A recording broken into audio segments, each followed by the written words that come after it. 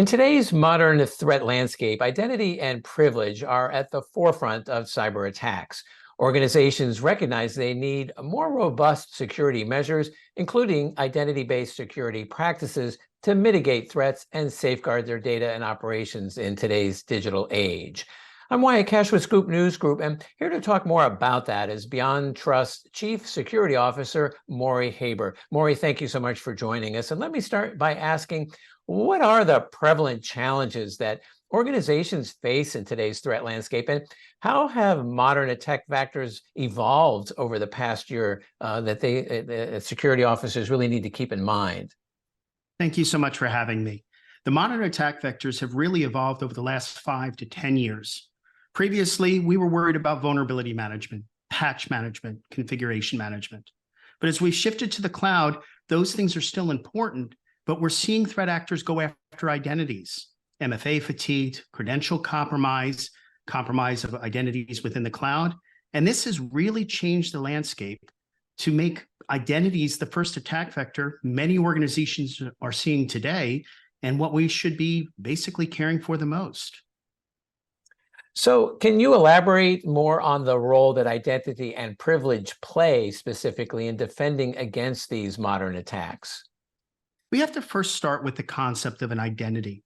An identity can be a human or machine, and it generally has a one-to-many relationship with accounts. Now, those accounts are present all throughout an organization, for applications to talk to other applications, for humans to log in as their daily driver, as administrators for accounts, or even SaaS-based solutions. But the privileged accounts, the roots, the admins, the ones used to install the software, configure a solution, etc., are the ones threat actors value the most. If those are compromised, things can be misconfigured, things can be owned, and the results could be literally a game over event for any organization, including devastating ransomware.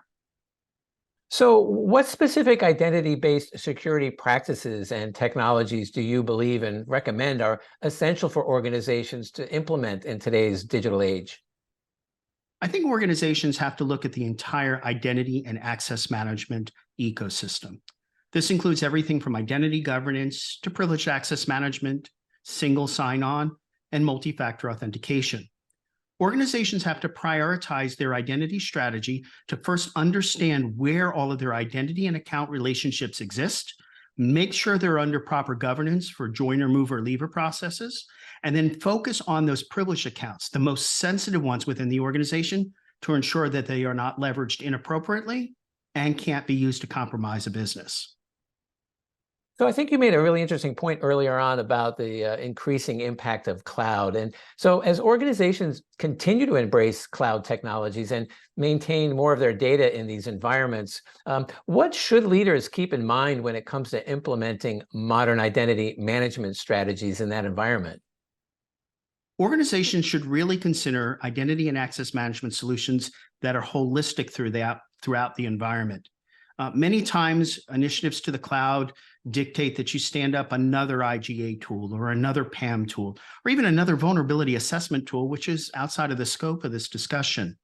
Finding vendors and finding technologies, policies, and processes that can go across the landscape, on-premise, hybrid, and cloud, are really key.